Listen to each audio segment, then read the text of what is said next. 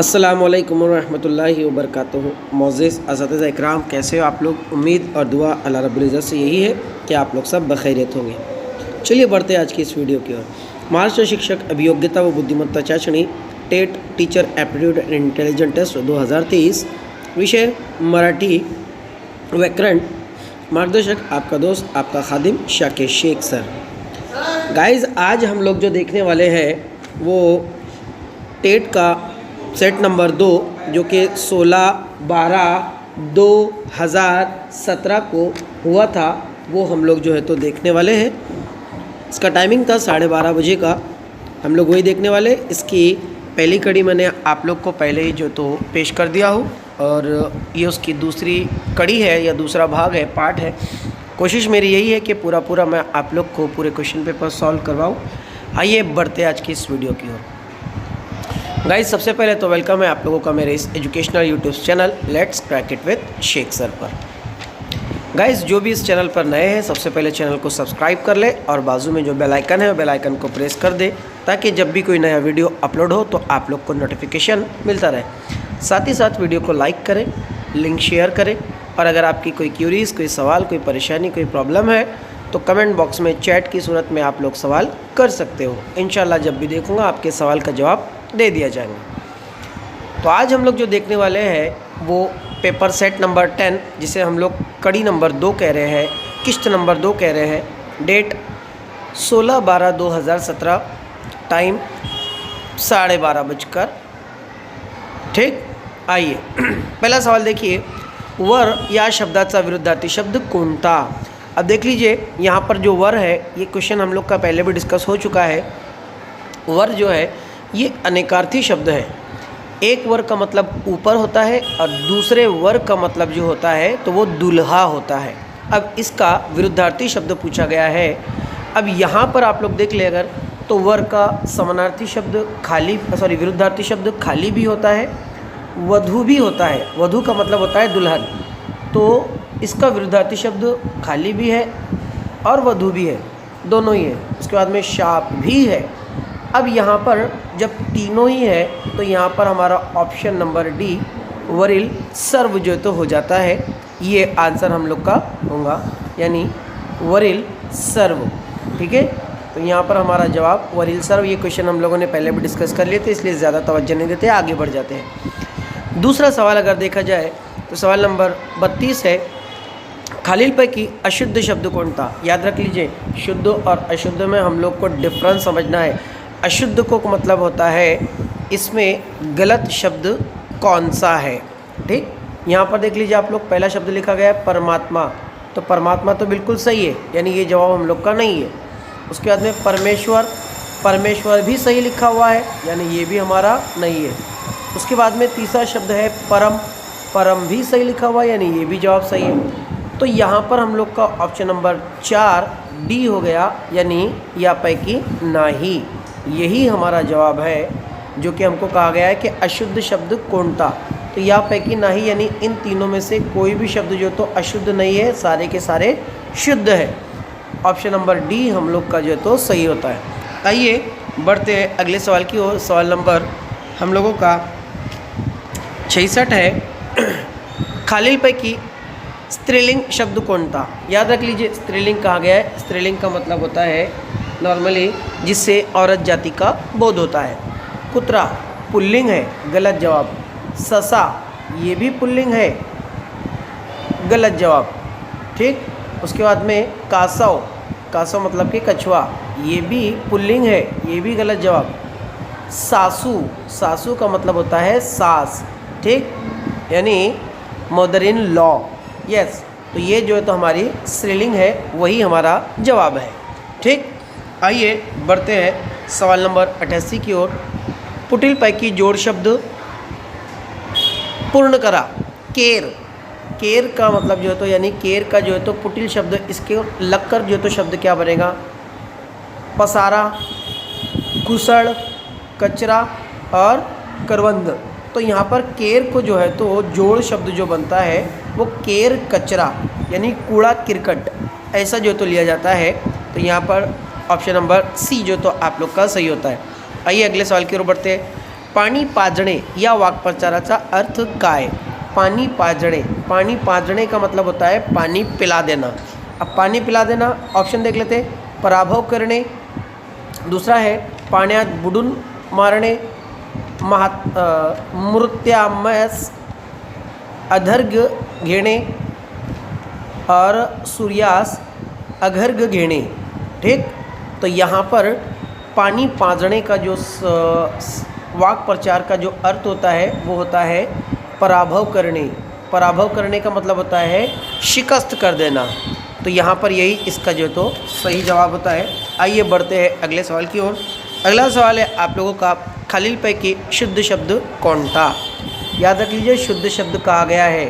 ठीक, तो शुद्ध शब्द में देख लीजिए हम लोग अगर देखें तो पक्कान्न, पंचायत, पंचायत तो नहीं है, उसके बाद में पंक्ति और पटांगण। ठीक, तो यहाँ पर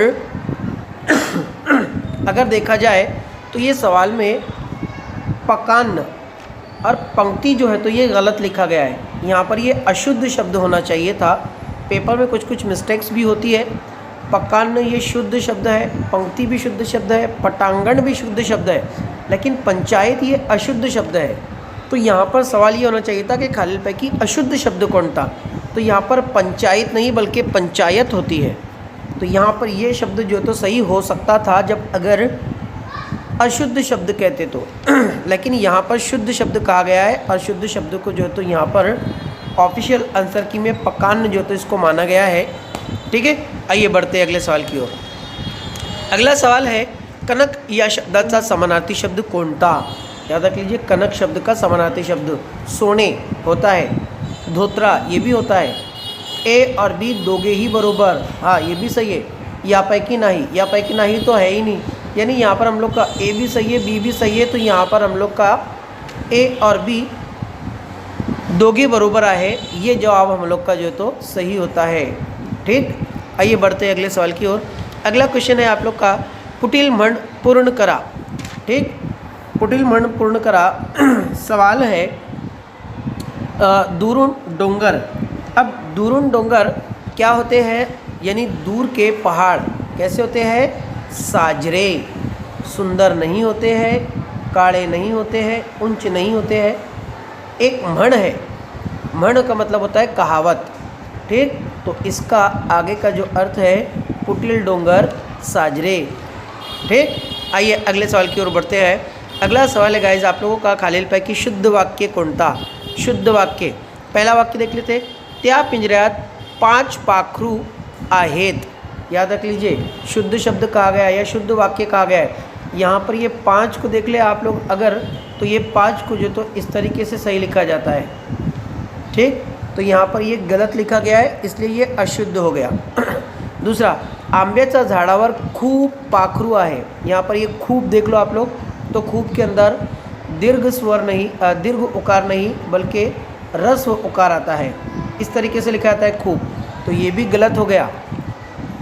उसके बाद पाखरांनी किलबिल केली, हाँ ये सही है। और यापैकी सर्व, तो यापैकी सर्व तो है ही नहीं क्योंकि ऊपर ए और बी कट गया है, तो यहाँ पर हम लोग का ऑप्शन नंबर सी जो तो आप लोग का सही हुआ है। ये 5 की वजह से ये गलत हो गया है, ये खूब की वजह से ये गलत हो गया है। ऑप्शन नंबर सी जो तो हम लोग का सही है। आइए बढ़ते हैं सवाल नंबर 159 की ओर। मागुन जन्म लेला। अब मागुन जन्म लेला इसके लिए जो तो क्या शब्द आया है?